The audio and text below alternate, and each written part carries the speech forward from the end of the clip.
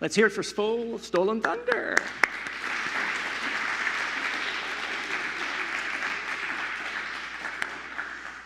I think I need a spiritual practice.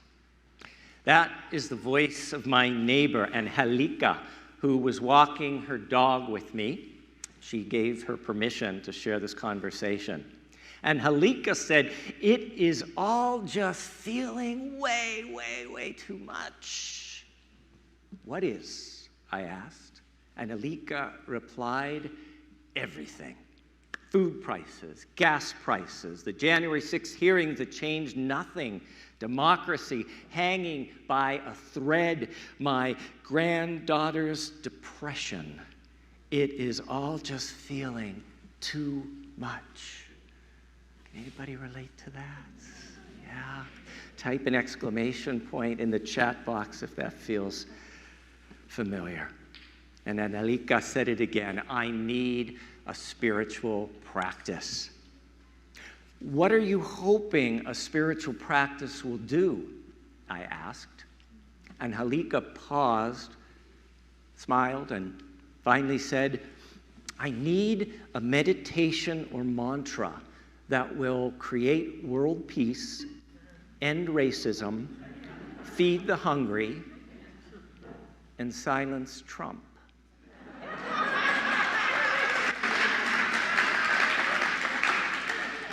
I've always said that a spiritual practice does two important things. A spiritual practice centers and grounds us within our individual self, and it connects and grounds us within something larger than ourselves. A spiritual practice centers and grounds us within our individual self, and it connects and grounds us within something larger than ourselves. So think for a moment about traditional notions of prayer. Formulating our prayer to God, Goddess, Source, higher power, we go within to feel what it is that we are grateful for. Go within to see what is worrying us or causing distress. And then from within, we ask ourselves, what is it that we need in this moment? We're centering and grounding ourselves in our individual self. Then, to our higher power, we express that gratitude, those concerns or needs to that greater power. In doing so, we become connected to something greater than our individual self. As Unitarian Universalists, because we have a broad understanding of what is sacred, what is holy, and what gives meaning to life, our notions of spiritual practice can encompass more traditional forms of spiritual practice, such as yoga, meditation, tai chi, or chanting. But because we look at spirituality as encompassing more, we can reach beyond that. Just being in nature is one of Unitarian Universalism's most beloved and common spiritual practices. How many would say being in nature is one of your spiritual practices? Okay, so many of us. The Unitarian Transcendentalists like Ralph Waldo Emerson, Henry David Thoreau, Margaret Fuller, Emily Dickinson, and Walt Whitman taught that the divine wasn't found in a sacred book or inside a church, but that the divine was unfolding herself continuously in the infinity that is nature. Henry Wordsworth Longfellow called himself, quote, a worshiper of nature. For the Transcendentalists, notes author Barry M. Andrews, the revelations of nature had replaced the revelations of the Bible. This is true for many of us. Emerson spoke great wisdom when he declared, "In the woods we return to faith and reason." Nature centers and grounds us within our individual self, and it connects and grounds us within something larger than ourselves.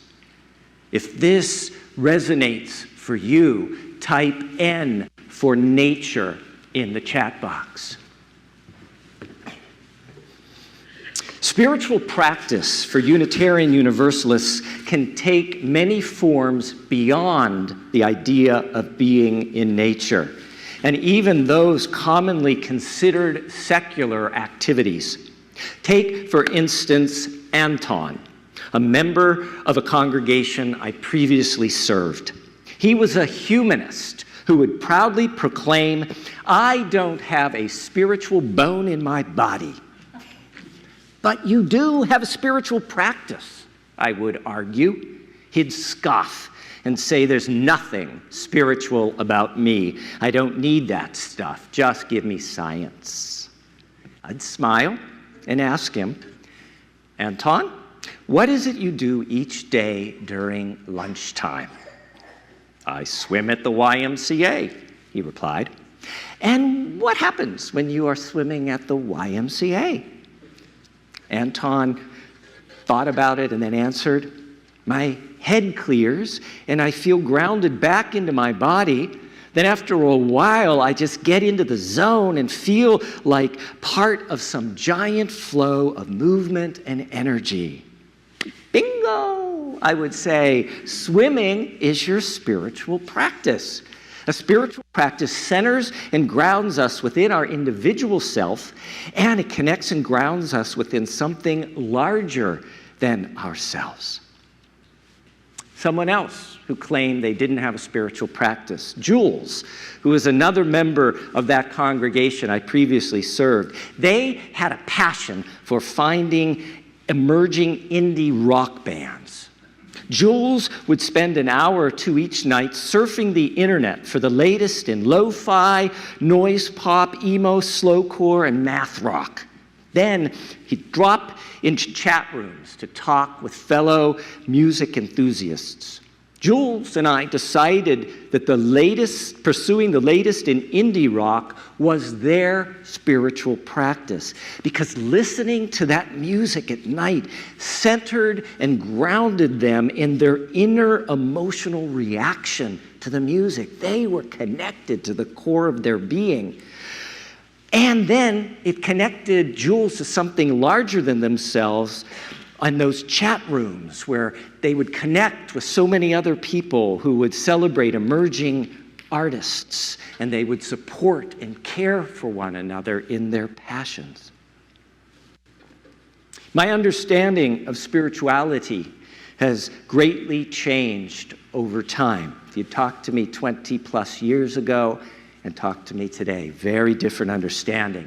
When I first began in ministry over 2 decades ago, I viewed spirituality as primarily an internal experience or process.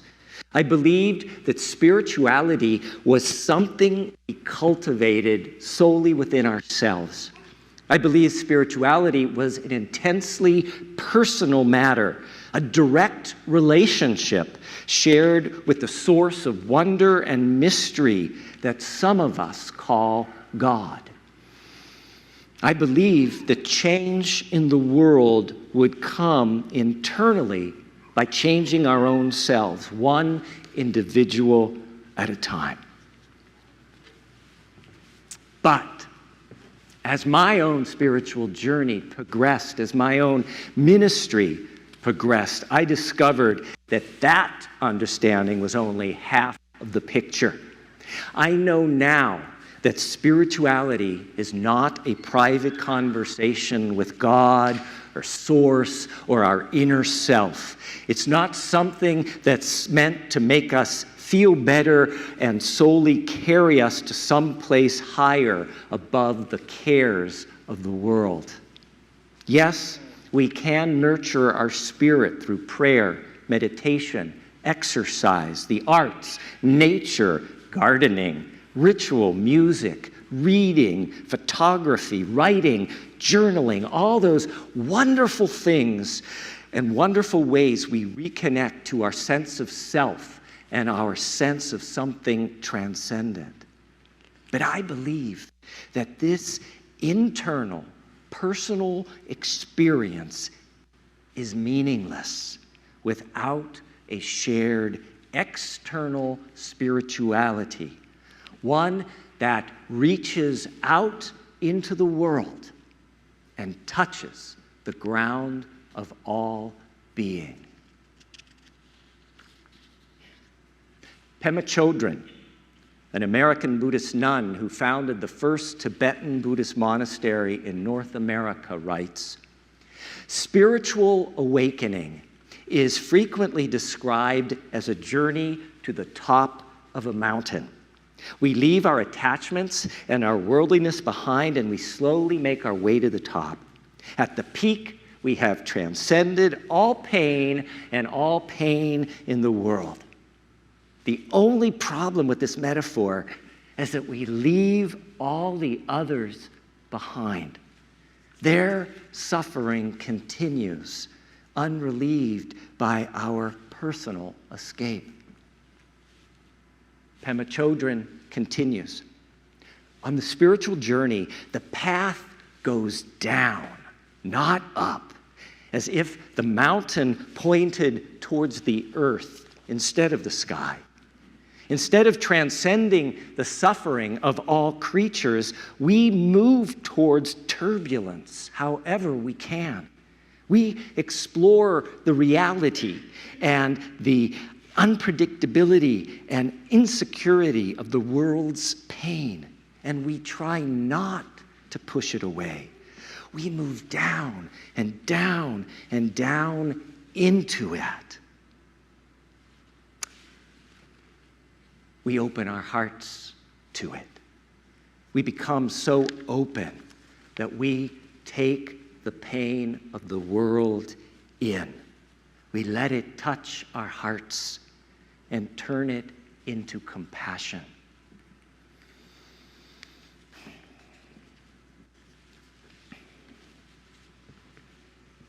I believe that as Unitarian Universalists, we're called to take our compassion and create social change, to prioritize the marginalized, the discriminated against, and the most vulnerable. Let me be clear, this doesn't mean charity. Social change is not Band-Aids for a few poor people. It's not a check written or a few toys donated at Christmas, as important as that is. We are called to instigate deep, radical social change that directly names and challenges the gross injustice and inequity of this country and this world. This includes the horrific reality of racism and white supremacy culture. Now, I didn't always believe this was so. Decades ago, when I first started in ministry, I'm going to be honest, I believed this was not the role of religion. And it was certainly not the role of a church service. Back then, I believed politics had no place in the pulpit. Talk of war, the working poor, discrimination against the disabled, easy access to safe abortions, and the legacy of the original sin of slavery and genocide were not religious matters. Those were secular concerns, and they belonged outside the church doors.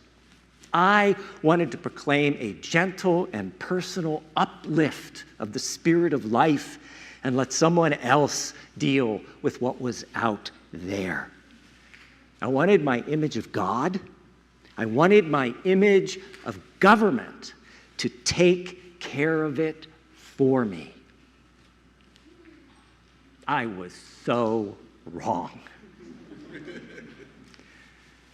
The word religion comes from a Latin root that means to bind together, to make whole. Anyone or anything that tries to separate one from another, anyone or anything that denies worth and dignity to another, Anyone or anything that hoards wealth and opportunity to the exclusion of others is not religious.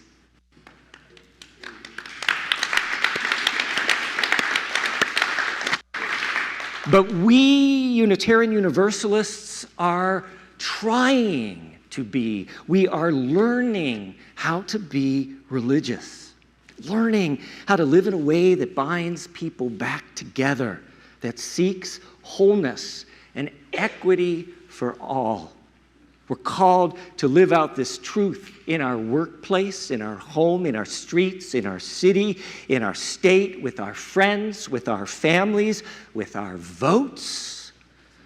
We're called to create a planet that's transformed by our compassion, that's transformed by our care.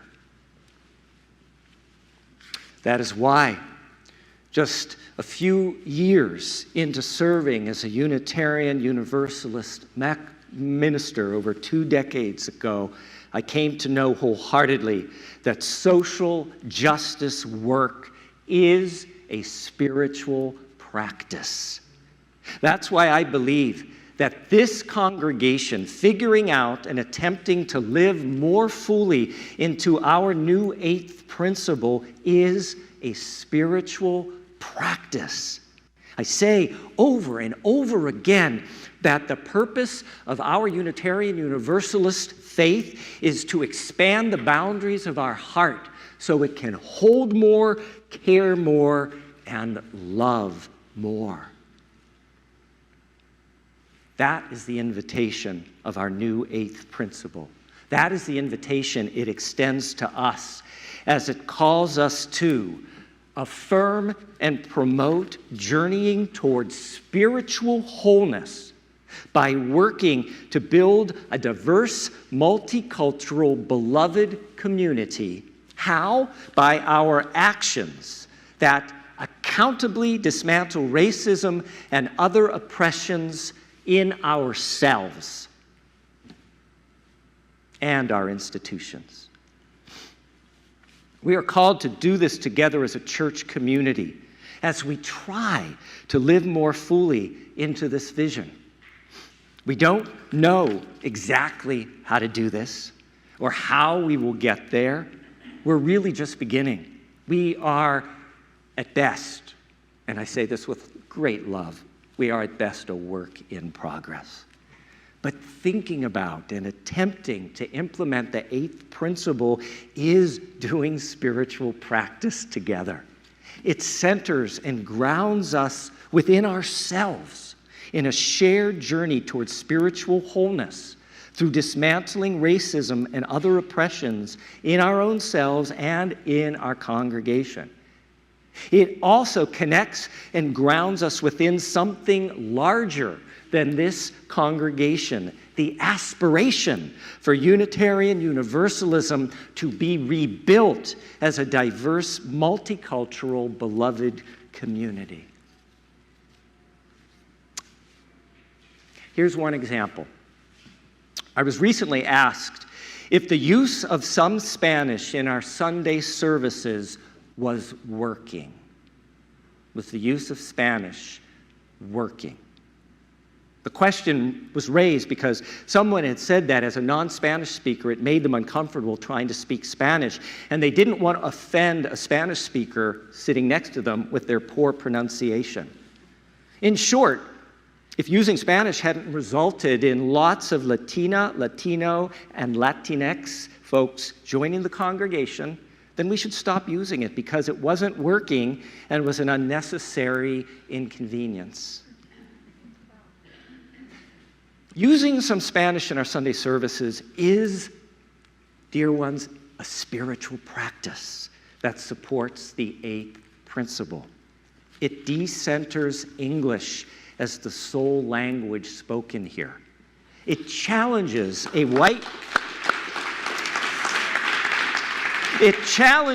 white supremacy cultural practice that would otherwise maintain the status quo of English being the only language that is welcome or useful here. 4 years ago, a non-Spanish speaking visitor shared with me how meaningful it was to experience a majority white congregation honoring the Spanish language at a time when politicians and a president were demonizing immigrants who speak Spanish. The visitor said, "Think of the history of California and Fresno. Think of when speaking Spanish in our schools was forbidden in California because people needed to be American." The visitor continued, "Your church's use of Spanish is a clear statement of your religious values of inclusion and honoring diversity. Your use of Spanish is a signal that justice and equity matter to the people who come here. It's a signal that justice and equity matter to us." Using some Spanish in our worship services hopefully indicates a well-intentioned welcome to Latinx, Hispanic individuals and families who might find a spiritual home here. But more importantly, it is a spiritual practice that grounds the congregation within a reminder that whiteness cannot be the only culture of this church if we are to be true to our Unitarian Universalist values and ideals. That is what our new 8th principle is about. Action that accountably dismantles racism and other oppressions in ourselves and in our institutions. A spiritual practice. Celebrated author and activist Ibram X. Kendi writes, "No one becomes not racist, despite the tendency by Americans to identify themselves that way. We can only strive to become anti-racist on a daily basis, to continually redirect ourselves to the lifelong task of overcoming our country's racist heritage." Ibram X. Kendi continues, "Like fighting an addiction, being anti-racist requires persistent self-awareness, constant self-criticism, and regular self-examination." Persistent self-awareness, constant self-criticism, and regular self-examination. That sounds a lot like a spiritual practice. And that, my dear ones, takes courage. As Unitarian Universalist activist Elizabeth Nguyen says, "We must be willing to live our lives in the shape of what is being asked, not hope that we are asked to do what will fit the shape of our lives. We must be willing to live our lives in the shape of what is being asked, not hope that what we are asked to do will fit the shape of our lives." Que así sea, bendito sea. May it be so. Blessed be. Amen.